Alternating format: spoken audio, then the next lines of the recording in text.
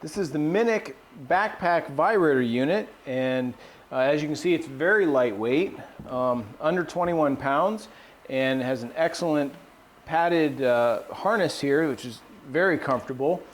And it comes with the Honda 50cc 4-stroke 2-horsepower engine. And one great thing about this engine is that the carburetor is an all-position carburetor, which allows the contractor to move on the job site freely without the unit stalling out.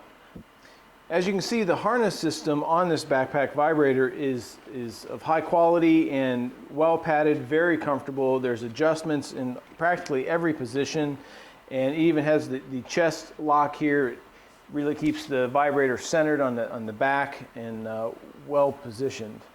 One feature that's exclusively on the Minnich backpack vibrator is the removable throttle, and as you can see, it has a Velcro sleeve, and the operator can put it anywhere it's comfortable for him.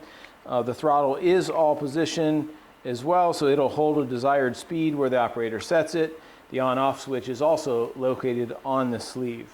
One really nice feature about the Minnich system is the quick disconnect for your flex shafts, and they are universal with our other electric flex shaft units, and it's just very quick and easy.